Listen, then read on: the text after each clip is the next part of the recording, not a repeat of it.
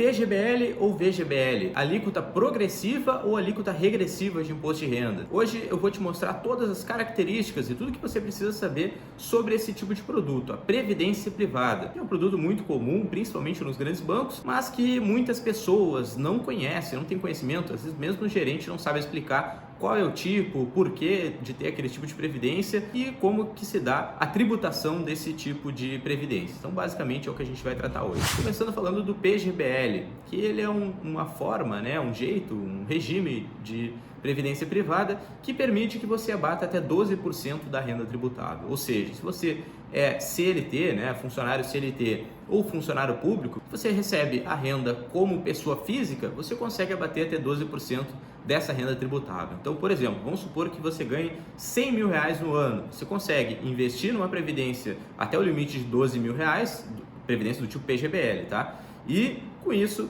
a sua renda tributável vai virar 88 mil reais. Então, você vai pagar menos impostos ou vai acabar restituindo um valor maior de imposto. Então, esse é o ganho fiscal da previdência do tipo PGBL. E a gente tem uma planilha no site, se você quiser calcular e ver se vale a pena para você, basta baixar a planilha lá no nosso site, inserir as informações e fazer o cálculo, tá? E aqui embaixo eu vou deixar o link para vocês acessarem. Já o tipo VGBL, ele não tem esse benefício fiscal, ou seja, ele não possui a capacidade, ele não deduz da sua renda tributável. Mas tem uma pequena diferença de tributação entre os dois e eu vou te explicar. O PGBL, no momento do resgate, ele tributa sobre o todo, ou seja, ele tributa sobre todo o valor que você tiver na Previdência, né? Então, no momento do resgate, você vai pagar imposto em relação à totalidade do resgate.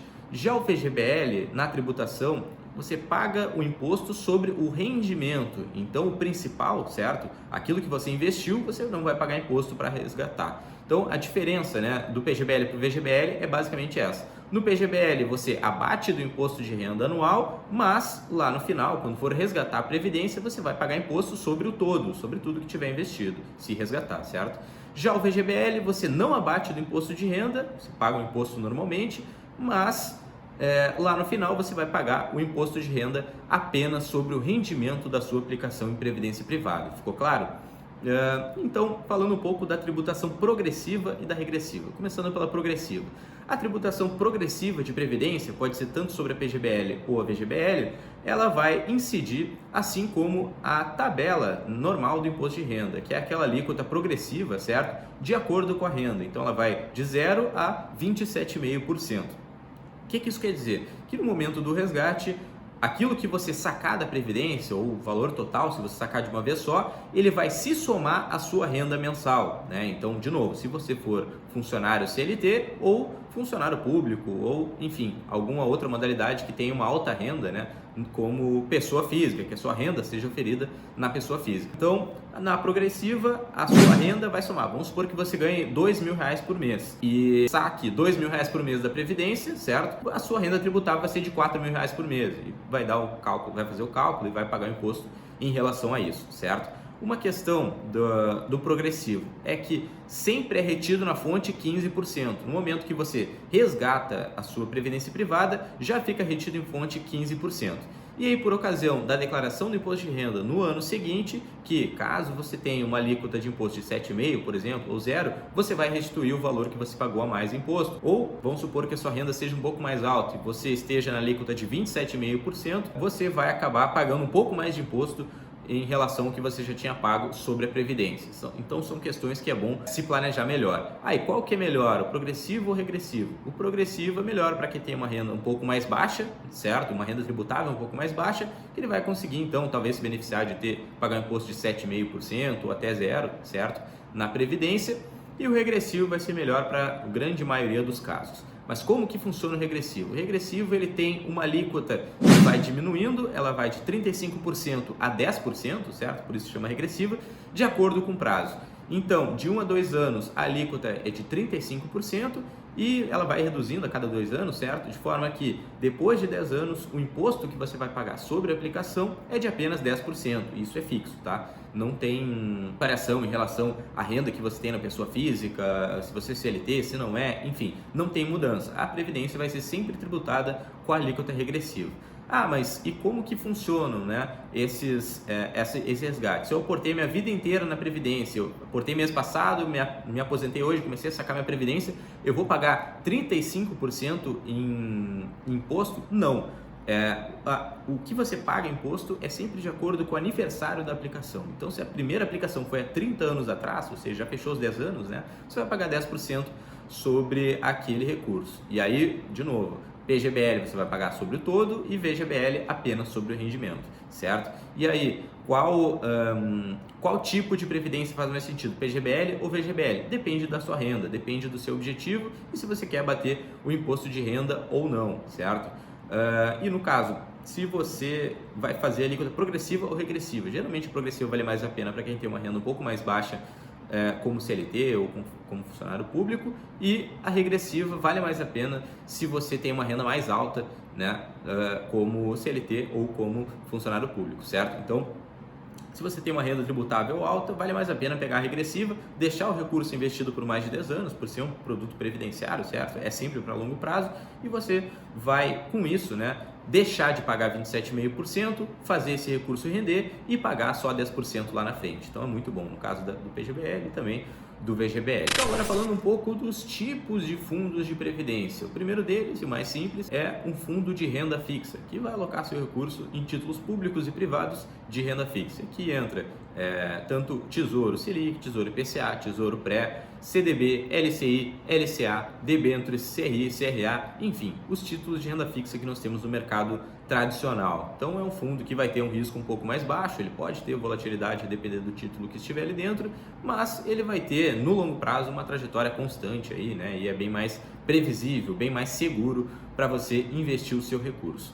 Depois o segundo tipo, e na verdade aqui que entram as demais variações dos fundos de previdência, são os fundos multimercados, e aí existem vários tipos, tá? Eu vou falar cada um deles. O primeiro deles é o fundo que tem como denominação tem uma estratégia dinâmica, ou fundo multimercado dinâmico, ou algo nesse sentido. Esse é um fundo que pode alocar basicamente em todas as classes de ativos. Ele é um multimercado raiz, certo? Ele pode alocar em renda fixa, em ações, até criptomoedas, dependendo, ouro, dólar, enfim. Ele pode ter investimentos no exterior, inclusive, né? Ele pode alocar em todos os tipos de ativos que existem no mercado financeiro tradicional. O segundo deles é um fundo balanceado, né? Na sua denominação, na sua estratégia, ele é dado como balanceado. Então, por exemplo, ele vai ter uma estratégia pré-determinada de renda fixa, renda variável, de alocação de ativos ali, que você sabe sempre a porcentagem que está sendo alocada em cada classe de ativo. Então, por exemplo, o balanceado que é 50-50, né? 50% em renda fixa e 50% em renda variável, né? Ele vai manter essa alocação, vai fazer os rebalanceamentos e você não precisa se preocupar em relação a isso. Então, esse é um fundo balanceado. Ele pode ser 70-30, pode ser 50-50, enfim, a porcentagem, né, que vai estar alocado nas determinadas classes de ativos vai estar na estratégia do fundo, basicamente. Depois, o fundo de estratégia macro, e aqui semelhante aos multimercados macro que nós temos no mercado de fundos de investimentos tradicionais, certo? Não só os de previdência. Então, uma estratégia macro, ela é baseada no momento atual da economia. Então, por exemplo, vamos supor que o gestor lá do fundo, a equipe de analistas, veja que seja um bom momento para investir em empresas de energia, por exemplo. Ele vai alocar uma parte de ações em empresas de energia. Vamos supor que ele visualize que não tem uma recessão para acontecer, o ouro deve se valorizar. Ele vai alocar uma parcela em ouro. Então, o fundo macro, ele vai alocar sempre de acordo com aquilo que o gestor acredita, né? E de acordo com os indicadores econômicos, basicamente. Então, ele vai utilizar o que está acontecendo na economia para determinar os ativos que vão ser investidos, certo? Então, essa é a estratégia macro. Depois, existe a estratégia long and short, que é o LS, que chama, né? Que é uma estratégia que opera tanto comprado quanto vendido. Então, o que isso quer dizer? Que ele opera comprado, ele compra o ativo e carrega apostando então na alta desse ativo, certo? Na valorização desse ativo. A operação vendido, que chama, né, é quando o gestor, o analista, enfim, o investidor de forma geral está apostando na queda de um ativo. Então, por exemplo, eu vou entrar vendido no Ibovespa, no índice de ações brasileiro. O que isso quer dizer? Que eu estou apostando talvez na baixa desse índice, certo? Ou numa valorização menor do que um ativo que eu tenho. Então, por exemplo, eu vou entrar long, né? Eu vou entrar comprado em índice em S&P 500 e vou entrar vendido, ou seja, short em Ibovespa. O que isso quer dizer? Né? Eu estou apostando na baixa de um ativo e na alta de outro, basicamente. Mas, se os dois ativos subirem, né, eu espero que a bolsa americana suba mais do que a bolsa brasileira e com isso eu vou gerar um alfa, certo? O que pode dar errado aqui? É o movimento inverso, certo? É a bolsa brasileira subir e a americana cair, que eu vou estar perdendo nas duas pontas, ou se a bolsa brasileira subir mais que a americana, e aí eu posso estar perdendo numa ponta e ganhando pouco na outra, no agregado ali eu vou estar perdendo dinheiro. Então a estratégia long e short ela é um pouco mais arriscada porque o gestor ele pode apostar na queda de um ativo e se ele errar ele vai acabar perdendo dinheiro, certo? Então acaba sendo um pouco mais arriscado. Depois, a estratégia de juros e moedas. Esse fundo ele é praticamente quase um fundo de renda fixa. A diferença é que ele vai investir em renda fixa, então em juros, inflação, né, índice de preço tanto no Brasil quanto no exterior e também no desempenho de determinadas moedas, ou seja, ele pode operar câmbio também, então dólar, euro, enfim, outras moedas, né, que existem no mercado financeiro aí, mundial, basicamente. Então é um fundo juros e moedas, né? Ele vai investir em renda fixa e vai ter também exposição cambial investindo no exterior ou algo nesse sentido, certo? E por último, então, tipo de fundo que existe também no mercado financeiro é o de data-alvo. O que isso quer dizer? Então, por exemplo, o fundo que tem uma data-alvo de 2040, certo? Então você vai aplicando seu recurso lá, visualizando que você vai se aposentar em 2040. Como que vai ser a estratégia desse fundo? Ele vai ter provavelmente hoje uma alocação maior em renda variável do que renda fixa e ele vai diminuindo a exposição em renda variável gradativamente ao longo dos anos, de forma que em 2040, quando chega o momento da sua aposentadoria, o fundo tenha um risco bem mais baixo do que ele tem hoje, por exemplo. Então você consegue ao longo do tempo, né, ter um retorno maior, assumindo mais risco, certo? Através das ações, por exemplo, mas ao longo do tempo, né, então conforme os anos vão passando, esse fundo vai assumindo menos risco, investindo mais em renda fixa, de forma a proteger o capital, porque afinal você vai se aposentar ali na frente, né, e vai usufruir desses recursos. Então, esse é o fundo que chama data certa. E existem fundos 2030, 2040, 2050, que se você acha que faz sentido, você pode aplicar nesses fundos.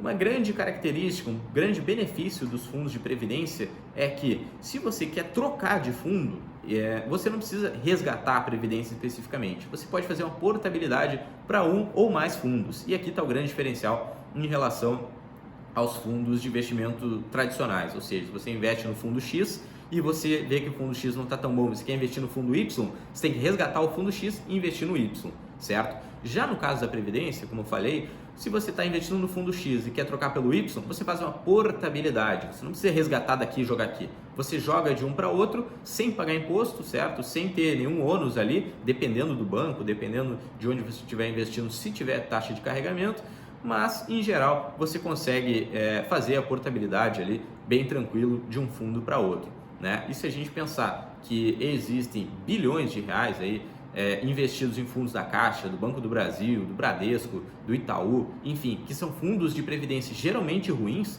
tá? E a gente tem diversos vídeos aqui no canal falando sobre esses fundos de previdência. Se você tiver dúvida, tiver investindo em algum fundo de previdência desses bancos, pesquisa aqui no canal que a gente provavelmente tem um vídeo mostrando os fundos de previdência deles. Então você consegue trocar esse fundo de previdência por um fundo muito melhor e às vezes de uma casa renomada de investimentos, ou seja, por exemplo, a Alaska, que tem uma estratégia sólida de ações, certo?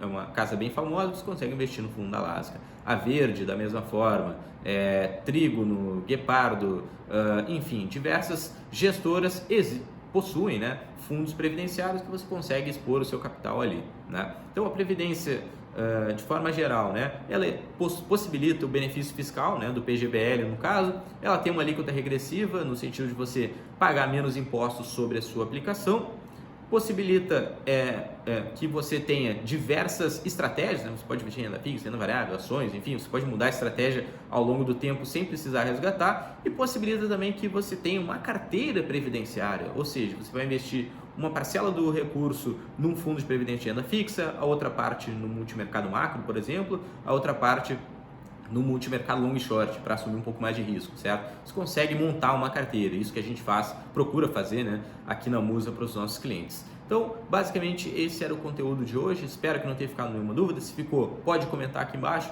que a gente vai entrar em contato com você e responder. Ou então, pode acessar o nosso site e preencher o formulário lá de interesse, de cadastro, que a gente também vai entrar em contato com você, vai entender o seu caso, vai analisar o seu fundo previdenciário e sugerir então uma nova aplicação, uma aplicação melhor, que esteja adequada ao seu perfil e objetivos. Tá certo, pessoal? Sou Gustavo Machado, eu sou consultor de valores imobiliários e sócio fundador aqui da Musa Capital. Podem contar conosco aí. Até mais!